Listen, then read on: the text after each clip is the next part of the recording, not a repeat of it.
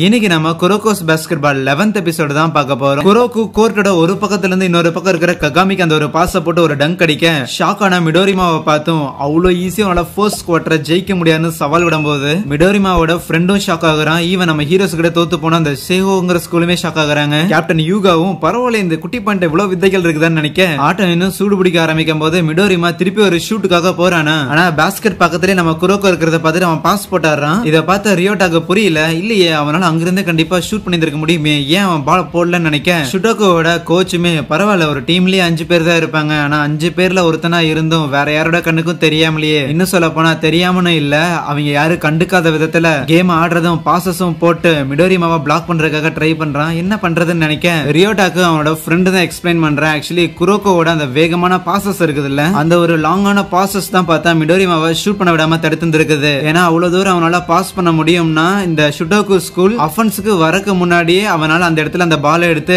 ககாமிக்கு போட்டு ஸ்கோர் பண்ண முடியும். சோ அதனால டிஃபென்ஸ்ல அதிகமா அவங்க ஃபோக்கஸ் பண்ணியாகணும். மிடோரிமா ஷூட் பண்ணும்போது மத்த எல்லாருமே ரீபவுண்டுக்காவது அதே இடத்துல இருக்க மிடோரிமா எவ்வளவு வேகமா பின்னாடி வரணும் அதே வேகமா ககாமினாலே வர முடியும். ஆனா குரோக்கோக்கு பால் கிடைச்சதுன்னா அவனால ரொம்ப வேகமாவே ககாமிக்கு அந்த ஒரு பாலையும் கொடுக்க முடியும். இதுதான் மிடோரிமாவை ஷூட் பண்றது வந்து தயக்க காமிச்சதுன்னு சொல்லுவான். இதெல்லாம் சொல்லிட்டு ரியோட்டாவோட ஃப்ரெண்ட் இப்ப புரியுது டைக்கோ மிடில் ஸ்கூல்ல அந்த குரோக்கோ ஏங்க கூட ஆடி இருந்தான் அப்படின்னு. சோ அந்த அளவுக்கு அவன் கேம் பிளே இருக்கு. ஆனா மிடோரிமா ஃப்ரெண்ட் அவ்வளவு ஈஸியா எங்களை நினைக்காதீங்கன்னு சொல்லி அசால்ட் அந்த இடத்துல ஒரு பாஸ் போட்டு ஸ்கோர் எடுக்கிறானுங்களா. ஈவன் நம்ம ஹீரோஸ்க்கு ஒரு சான்ஸ் கிடைக்க குரோக்கோ அசால்ட் அந்த ஒரு பாஸ மிட்டோபிக்கு டைவர்ட் பண்ணி அங்க ஒரு ஸ்கோர் எடுக்கும் போது எல்லாரும் ஷாக் ஆயிடுறாங்க. இந்த சேரின் ஸ்கூல் எங்க இருந்து பாசஸ் எல்லாம் பண்றாங்கன்னு தெரியல, ஆனா ஒவ்வொன்னும் வியக்க வைக்கிற மாதிரி இருக்குன்னு. இதெல்லாம் பார்த்துட்டு இருந்த ஷுடோக்கோவோட கோச் மிடோரிமாவோட ஃப்ரெண்டு கிட்ட நீ நம்பர் 11 டார்கெட் பண்ண குரோக்கோவை டார்கெட் பண்ணு சொல்லுவாரு. அதுக்கப்புறம் மேட்ச் போக அந்த மிடோரிமாவோட ஃப்ரெண்டு கிட்ட தான் பால் இருக்குமா, அவன் டக்குனு ஒரு பாஸ் போடும்போது அதை கவனிச்சு நம்ம ஹீரோஸ் எல்லாம் அவன் என்னடா குரோக்கோ மாதிரியே பண்றான்னு நினைப்பானுங்க. ஓகே அந்த மிடோரிமாவோட ஃப்ரெண்டு பேர் வந்து டாக்கான்னு வச்சுக்கலாம். அந்த டாக்கா நம்ம குரோக்கோவை டார்கெட் பண்ணும்போது ஹே உன்னை நான் முதல்ல மீட் பண்ணும்போதே நம்ம கண்டிப்பா ஒரு நாள் எதிர நிப்போம் அப்படின்னு நான் எதிர்பார்த்தேன். ஆனா இது இவ்வளவு சீக்கிரம் நடக்கும்னு நான் நினைக்கல. ஏன் தெரியுமா, நீயும் நானும் ஒரே மாதிரி தான், நம்ம 2 பேரும் ஃபர்ஸ்ட் இயர்ஸ், நம்ம 2 பேராலும் ஒரு விஷயம் பண்ண முடியும். அண்ட் இன்னும் சிம்பிளா சொல்ல போனா நீ என்ன மாதிரியே இருக்கிற அப்படிங்கிறங்காட்டி தான் உன் கூட எனக்கு தோக்க பிடிக்கல. இன்னும் சொல்ல போனா எனக்கு உன்னை பிடிக்காதுங்கும் போது இன்னொரு பக்கம் ககாமி மிடோரிமாவை பார்த்து டேய் என்னடா பிளான் பண்றீங்கன்னு கேட்க குரோக்கோ யாருன்னு எனக்கு ரொம்ப நல்லா தெரியும், அவனை எடுத்து என்ன பண்ணணும்னு எனக்கு தெரியுமா. அடுத்ததே குரோக்கோக்கு பால் வர அந்த டாக்கா உள்ள பூந்து எடுத்து பாஸ் போட்டு அசால்ட்டா ஸ்கோர் பண்ணிடுறாங்க. ஈவன் குரோக்கோவை பார்த்துமே உங்கள்கிட்ட என்னமோ வித்தியாசமா இருக்குதுன்னு சொல்லும் போது சரி தல, இதுக்கு முன்னாடி யாரும் என்ன பார்த்து அப்படி சொன்னது கிடையாது. சோ அதனால உனக்கு நான் எப்படி ரெஸ்பாண்ட் பண்றேன்னு எனக்கு ஐடியா இல்ல, பட் இருந்தாலும் பாத்துக்கலாம் அப்படின்னு கேம்குள்ள இறங்கி ஒரு பாலை திருப்பி மிஸ் டைரக்ட் பண்றதுக்காக ட்ரை பண்ண அந்த டாக்கா உள்ள பூந்து அதை ஸ்டீல் பண்றான். எல்லாருமே அதை பார்த்து ஷாக் ஆயிடுறாங்க. ஈவன் அவங்க பாயிண்ட் ஸ்கோர் பண்ண கேப்டன் யூகாவும் குரோக்கு ஃபர்ஸ்ட் டைம் மிஸ்டேக் பண்றான்லன்னு சொல்லும்போது இசுகி இல்ல கிடையாது, என்னால எப்படி எல்லா பிளேயர்ஸும் எங்க இருக்கிறாங்க அப்படிங்கறத பார்க்க முடியுமோ அதே மாதிரி இல்லனா அதை விட பெட்டரான ஒரு விஷயம் அந்த டாக்கா கிட்ட இருக்குது. யாரு குரோக்கோ மேல கவனத்தை வச்சிருக்காங்களோ அந்த ஒரு பிளேயருக்கு தான் கரெக்டா குரோக்கோ அந்த மிஸ் டைரக்ட் பண்ணி விடுவான் பால. சோ டாக்காவோட ஃபீல்ட் ஆஃப் விஷன் இந்த அளவுக்கு நுவான்சஸா இருக்கிறங்காட்டி தான் குரோக்கோவோட இந்த மிஸ் டைரக்ஷன் அவனுக்கு எதிராக வேலை செய்யலன்னு சொல்ல உடனே நம்ம ஹீரோஸ் டைம் அவுட் கேக்குறாங்க. கேப்டன் ரீகாவும் என்ன பண்றதுன்னு யோசிச்சுட்டு இருக்கும் போது அந்த டாக்காவும் சரி நீ இன்னைக்கே குழி தோண்டி புதைச்சிடலாம் அப்படின்னு பேசிக்கிட்டு இருப்பான். பயங்கர கான்பிடன்ட் இருக்கும். ஆனா அதுக்கு மிடோரிமா அவ்வளவு ஈஸியால எடுத்துக்காத, நான் இடத்துல இருந்தா அவங்களை அப்படி பார்க்க மாட்டேன், ஏன்னா அந்த குரோக்கோங்கிற மேல எனக்கு நிறைய மரியாதை இருக்குது, அவனுக்கு பெருசா எந்த ஒரு பிசிக்கல் ஸ்ட்ரென்த்துமே கிடையாது, கூடவே தனியால இருந்தும் அவனால எதுவுமே பண்ண முடியாது, ஆனா அப்படி இருந்துமே அவனால நாங்க போட்டிருக்க அதே ஜெர்சியை போட்டு மேட்ச்ல இறங்கி மேட்சையும் ஜெயிச்சு கொடுக்க முடியும்னா எங்களை மாதிரியான எபிலிட்டிஸ் அவனுக்கு இல்லைனாலும் அவனுக்குன்னு ஒண்ணு இருக்குது. கூடவே அவனை எனக்கு பிடிக்கவும் பிடிக்காது. ஏன் தெரியுமா, நான் எவன் ஒருத்தனை மதிக்கிறனோ அவன் ஒருத்தன் அவனோட அவ்வளவு டேலண்ட ஒரு இடத்துல போய் குழி தோண்டி புதைச்சுக்கணும்னு பாக்குறான், தேவையில்லாம அந்த டீம்ல சேர்ந்துகிட்டு. இங்க ககாமி நம்ம குரோகோட்ட எதுவுமே கேட்காம டே உன்னை வச்சுதான்டா சவால் விட்டு இருந்திருக்கேன், தேவையில்லாம தோத்து போயிடாது சரியா.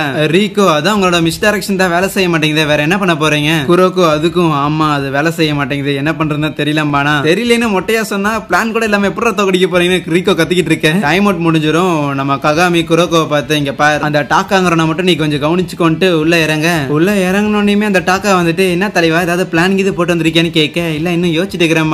அதுவே ஒரு பக்கம் மேட்ச் கன்னியூ ஆயிட்டு இருக்கும் போது அந்த டாக்கா அசால்ட் எடுத்துட்டு போய் அங்க பாயிண்ட் ஸ்கோர் பண்ண நம்ம சீனியர்ஸ்ல இருக்கிறானுங்களே அவனுங்க ஏற்கனவே ஒரு மேட்ச் ஆடி இருப்பானுங்க, உப்பையும் ஆடுறாங்க போது டயர்டாக ஆரம்பிக்கிறாங்க அந்த இடத்துல. இதை பெஞ்சில் உட்காந்துருக்கீங்களா கவனிக்க நம்ம ரீகோ அதை பத்தி கவலை பண்ணவங்க தேவை கிடையாது. ககாமி அண்ட் குரோக்கோவை தான் மெயினா அந்த மேட்ச்ல நம்பி இருந்திருக்காங்க. பிளஸ் நம்ம கேப்டன் யூகாவையும் அவ்வளவு லேஸ்ல எடுத்துக்கூடாதுன்னு சொல்லிட்டு அப்படியே கையில பார்த்தா ஏதோ பொம்மை பீஸ் மாதிரி வச்சிருந்திருப்பாங்க. என்னன்னா போன வருஷம் அந்த சேவோ அப்படிங்கிற டீம் கூட தோத்துருப்பாங்களே. சோ அதுக்கப்புறம் பிராக்டிஸ்ல என்னால ஒரு சரியான லீடரா இருக்க முடியுமான்னு தெரியல. ஏன்னா பசங்க எல்லாரும் என்னோட ஏஜ்ல தான் நிக்கிறாங்க, அவங்களுக்கு லீடரா இருக்கிற அளவுக்கு எனக்கு எந்த ஒரு தகுதியும் இல்ல. மேபி என்னோட கேம் பிளே இன்க்ரீஸ் பண்றதுக்கு எனக்கு மனதைரியம் வேணும் அப்படின்னு சொல்லும்போது அதுக்கு ரீகோ மனதைரியம் தானே வேணும், வேணா பிராக்டிஸ் மேட்ச்ல நீ ஷூட் பண்ற ஒவ்வொரு பாலையும் மிஸ் பண்ண நீ வச்சிருக்க ஆக்ஷன் ஃபிகர்ஸ்ல இருக்கும் நிறைய பொம்மையில வாங்கி வச்சிருப்பான் போல, சோ அதெல்லாம் உடைக்கணும்னு சொல்லும்போது முதல்ல அவனும் ரொம்ப நேரமா யோசிச்சிருப்பான். பட் இருந்தாலும் பரவாயில்லன்னு ஒவ்வொரு பிராக்டிஸ்லயுமே பார்த்தா மிஸ் பண்ண ஒவ்வொரு பொம்மையும் உடைச்சுக்கிட்டே இருந்திருப்பான். சோ அது மூலமாவே அவனோட பிரெயின்ல ஆட்டோமேட்டிக்கா ரெஜிஸ்டர் ஆயிருந்திருக்கும். அவன் ஒரு பாலை மிஸ் பண்ணா அப்படின்னா அவன் விருப்பப்பட்ட ஒரு விஷயம் அவன் இருந்து போகும்னு. ஆனா அந்த இடத்துல நம்ம குரோக்கோவை பால் எடுக்க விடாம டக்கேடா அசால்ட்டா அவன் இருந்து ஸ்டீல் பண்ணிட்டு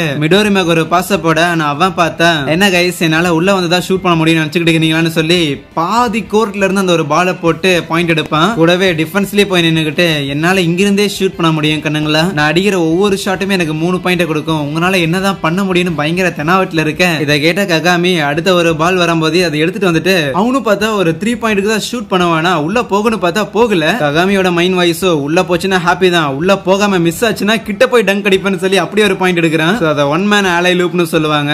சாக்கர்ல எப்படி இந்த அசிஸ்ட் இருக்குதோ அதே மாதிரி ஒன் மேன் அசிஸ்ட் பண்ணிட்டு இருக்கான் அந்த இடத்துல. மிடோரிமாவும் பரவாயில்ல அது பயங்கர இம்ப்ரெசிவான ஒரு ஷாட் தான் சொல்லிட்டு அங்க பாதி கோர்ட்ல இருந்து மிடோரிமா ஒரு ஷூட் எடுப்பானா அது அசால்ட்டா அங்க போய் விழுகும். சோ நான் தான் சொன்னேன்ல என்னோட ஷூட்டிங் ரேஞ்ச் என்டையர் கோர்ட்னு சொல்ல ஃபர்ஸ்ட் குவார்டர் தான் முடிஞ்சிருக்கும். ஆல்ரெடி நம்ம ஹீரோஸ் எல்லாம் டிப்ரெஷனுக்கு போயிட்டானுங்க. இதை பத்தி நம்ம குரோக்கோ கிட்ட கேட்கும் போது குரோக்கோவும் இல்ல அவன் கோர்ட்டோட மிடில் இருந்து பாயிண்ட் இதுக்கு முன்னாடி ஸ்கோர் பண்ணிட்டு இருந்தான், இப்ப அவன் டெவலப் ஆயிருக்கான் போலன்னு சொல்ல மத்த பிளேயர்ஸும் டிவில இந்த மாதிரி ஷாட் அடிச்செல்லாம் பார்த்துருக்கேன், ஆனா ஒரு ஹை ஸ்கூல் பையன் அடிக்கிறதா இன்னும் ஷாக்கா இருக்குது. சோ ஜெனரேஷன்ஸ் ஆஃப் மிராக்கிள் அப்படின்னா லேஸ்ல இல்ல போலன்னு நினைக்கிறேன். இன்னொரு பக்கம் ஷுட்டோக்கோட கோச் ஓகே கண்டிப்பா மிடோரிமாவை தான் அவங்க அடுத்து டார்கெட் பண்ண போறாங்க, உன்னை தடுக்கிறதுக்கு ஒரு சில வழிகள் இருக்குது, ஆனா எந்த வழிகள் அவங்க சூஸ் பண்ணுவாங்கன்னு பாத்துக்கிட்டு இருக்கும் போது மிடோரிமா தலைவா அடுத்த ரவுண்ட்ல மொத்த பாலி நீங்க எனக்கே பாஸ் பண்ண சொல்றீங்களான்னு கேட்கும் போது கான்பிடன்ஸ் இருக்கலாம், ஆனா இந்த அளவுக்கு செல்ஃபிஷா இருக்க கூடாதுன்னு மத்தவங்களா சொல்லுவாங்களா, இருந்தாலும் மிடோரிமா சீரியஸ் இருக்கிறத பார்த்துட்டு அந்த கோச்சும் ஓகேன்னு சொல்ல அடுத்த ரவுண்ட் ஆரம்பிக்குது. மிடோரிமா பிளாக் பண்றதுக்காக குரோக்கோ வரானா, ஆனா மிடோரிமா அசால்ட்டா குரோக்கோவை தாண்டி போக இதை கவனிச்ச ரியோட்டா ஏற்கனவே அவன்கிட்ட பேக்ல இருந்து